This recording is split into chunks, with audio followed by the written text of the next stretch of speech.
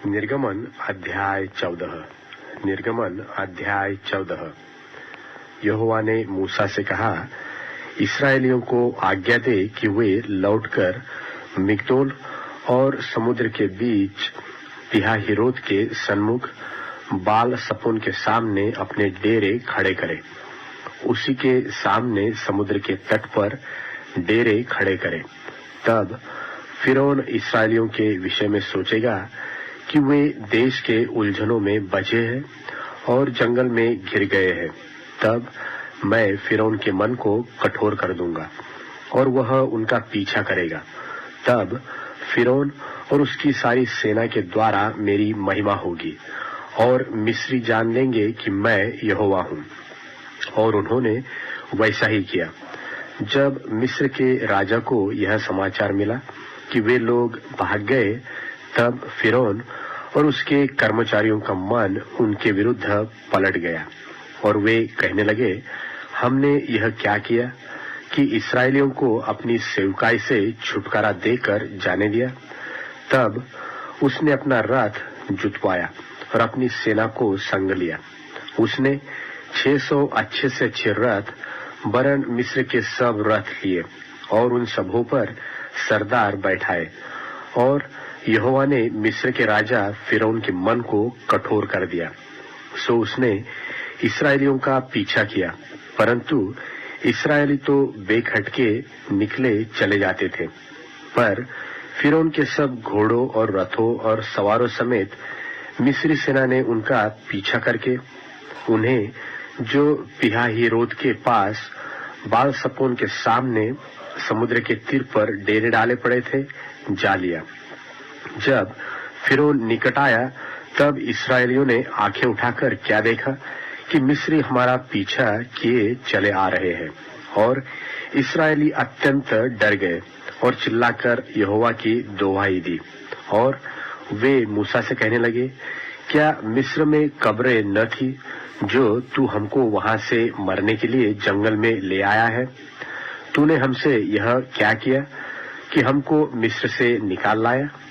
क्या हम तुमसे मिस्र में यही बात न कहते रहे कि हमें रहने दे कि हम मिस्रियों की सेवा करें? हमारे लिए जंगल में मरने से मिस्रियों की सेवा करनी अच्छी थी। मूसा ने लोगों से कहा, डरो मत, खड़े खड़े वह उद्धार का काम देखो जो यहोवा आज तुम्हारे लिए करेगा, क्योंकि जिन मिस्रियों को तुम आज देखते हो उनको फिर कभी न देखोगे। यहोवा आप ही तुम्हारे लिए लड़ेगा, इसलिए तुम चुपचाप रहो। तब यहोवा ने मूसा से कहा, तू क्यों मेरी दोहाई दे रहा है? इस्राएलियों को आज्ञा दे कि यहाँ से कूच करे और तू अपनी लाठी उठाकर अपना हाथ समुद्र के ऊपर बढ़ा और वह 2 भाग हो जाएगा। तब इस्राएली समुद्र के बीच होकर स्थल ही स्थल पर चले जाएंगे। और सुन, मैं आप मिस्रियों के मन को कठोर करता हूँ और वे उनका पीछा करके समुद्र में घुस पड़ेंगे। तब फिरौन और उसकी सारी सेना और रथों और सवारों के द्वारा मेरी महिमा होगी। और जब फिरौन और उसके रथों और सवारों के द्वारा मेरी महिमा होगी, तब मिस्री जान लेंगे कि मैं यहोवा हूँ। तब परमेश्वर का दूत जो इस्राएली सेना के आगे आगे चला करता था, जाकर उनके पीछे हो गया और बादल का खंभा उनके आगे से हटकर उनके पीछे जा ठहरा। इस प्रकार वह मिस्रियों की सेना और इस्राएलियों की सेना के बीच में आ गया। और बादल और अंधकार तो हुआ, तो भी उससे रात को उन्हें प्रकाश मिलता रहा और वे रात भर एक दूसरे के पास न आए। और मूसा ने अपना हाथ समुद्र के ऊपर बढ़ाया और यहोवा ने रात भर प्रचंड पुरवाई चलाई और समुद्र को 2 भाग करके जल ऐसा हटा दिया जिससे कि उसके बीच सूखी भूमि हो गई। तब इस्राएली समुद्र के बीच स्थल ही स्थल पर होकर चले और जल उनकी दाहिनी ओर बाईं ओर दीवार का काम देता था।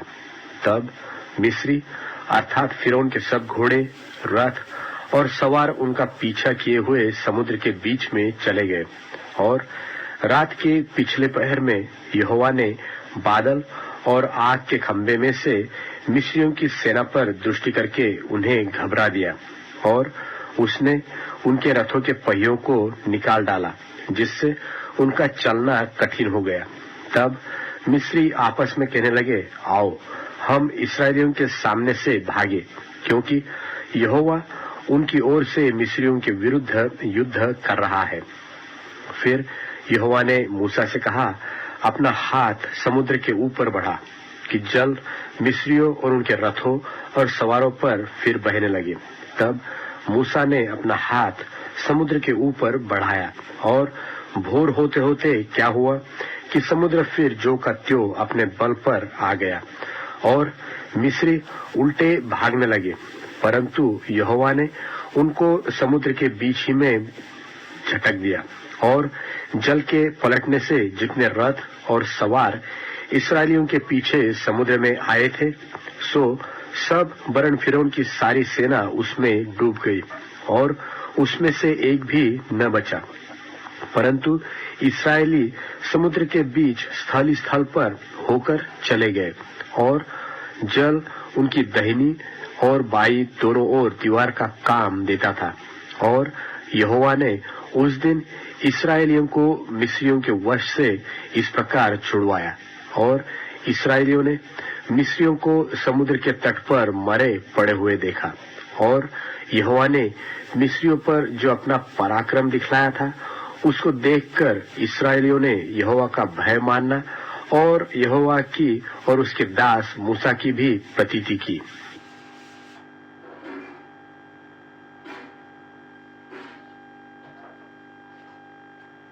निर्गमन अध्याय 15।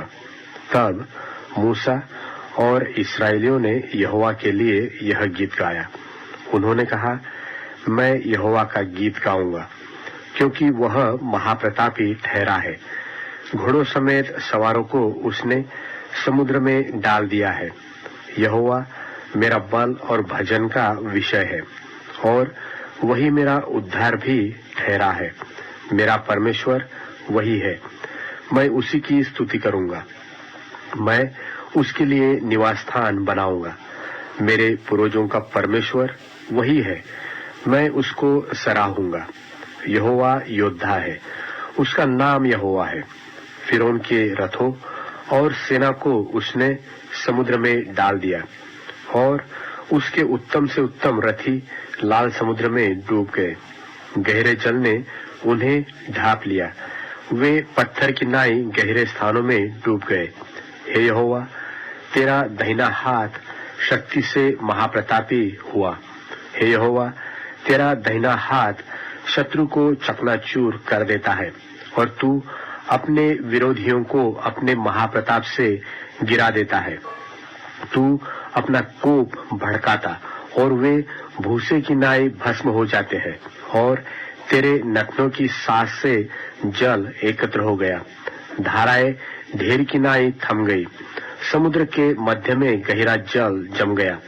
शत्रु ने कहा था, मैं पीछा करूंगा, मैं जा पकड़ूंगा, मैं लूट के माल को बांट लूंगा, उनसे मेरा जी भर जाएगा।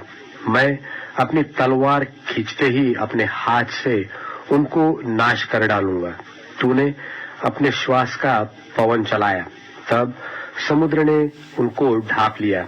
वे महाजल राशि से शीशे की नाई डूब गए। हे यहोवा, देवताओं से तेरे तुल्य कौन है? तू तो पवित्रता के कारण महाप्रतापी और अपनी स्तुति करने वालों के भय के योग्य और आश्चर्य कर्म का करता है। तूने अपना दाहिना हाथ बढ़ाया और पृथ्वी ने उनको निगल लिया। अपनी करुणा से तूने अपनी छुड़ाई हुई प्रजा की अगुवाई की है। अपने बल से तू उसे अपने पवित्र निवास स्थान को ले चला है। देश देश के लोग सुनकर कांप उठेंगे। पलिश्तियों के प्राणों के लाले पड़ जाएंगे। एदोम के अधिपति व्याकुल होंगे। मोआब के पहलवान थरथरा उठेंगे। सब कनान निवासियों के मन पिघल जाएंगे। उनमें डर और घबराहट समा जाएगा। तेरी बाह के प्रताप से वे पत्थर की नाई अबोल होंगे।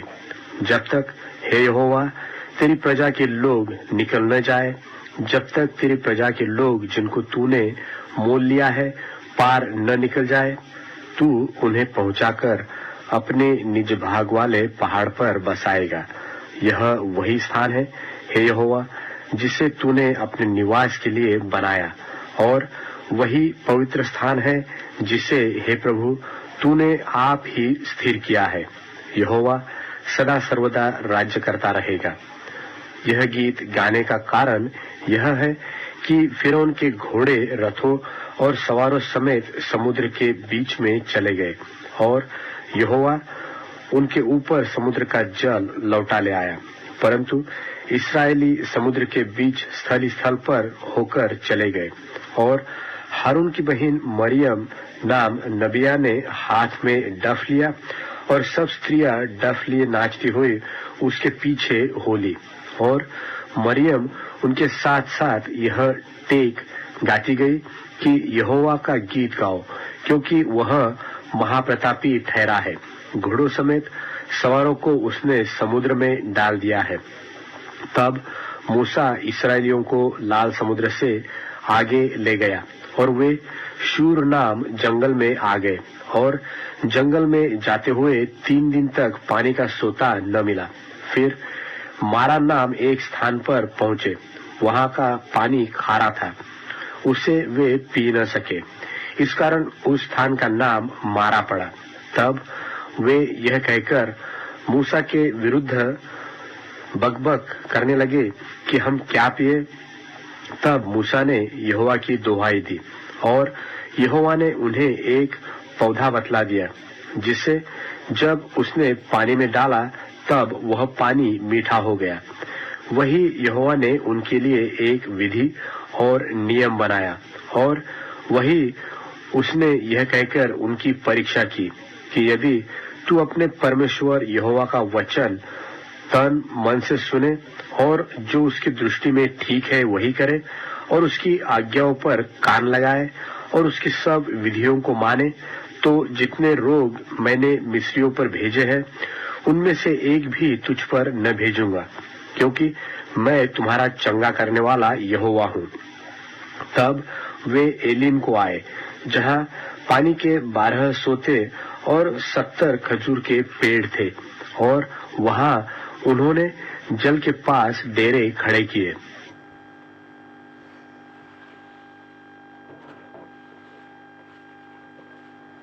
निर्गमन अध्याय 16। निर्गमन अध्याय 16।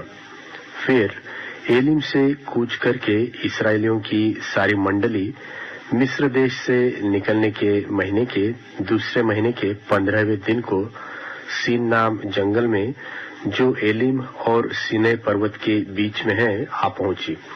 जंगल में इस्राएलियों की सारी मंडली मूसा और हारून के विरुद्ध बकझक करने लगी, और इस्राएली उनसे कहने लगे कि जब हम मिस्र देश में मांस की हड्डियों के पास बैठकर मनमाना भोजन खाते थे, तब यदि हम यहोवा के हाथ से मार डाले भी जाते तो उत्तम वही था।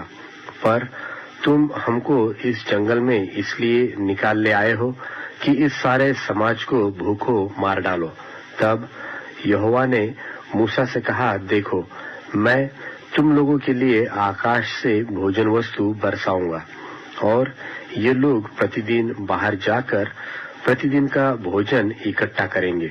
इससे मैं उनकी परीक्षा करूंगा कि ये मेरी व्यवस्था पर चलेंगे कि नहीं, और ऐसा होगा कि 6वें दिन वह भोजन और दिनों से ज्यादा दूना होगा। इसलिए जो कुछ वे उस दिन बटोरे उसे तैयार कर रखे। तब मूसा और हारून ने सारे इस्राएलियों से कहा, सांझ को तुम जान लोगे कि जो तुमको मिस्र देश से निकाल ले आया है वह यहोवा है, और भोर को तुम्हें यहोवा का तेज देख पड़ेगा, क्योंकि तुम जो यहोवा पर बुड़बुड़ाते हो उसे वह सुनता है। और हम क्या है कि तुम हम पर बुड़बुड़ाते हो। फिर मूसा ने कहा, यह तब होगा जब यहोवा सांझ को तुम्हें खाने के लिए मांस और भोर को रोटी मनमाने देगा, क्योंकि तुम जो उस पर बुड़बुड़ाते हो उसे वह सुनता है। और हम क्या है?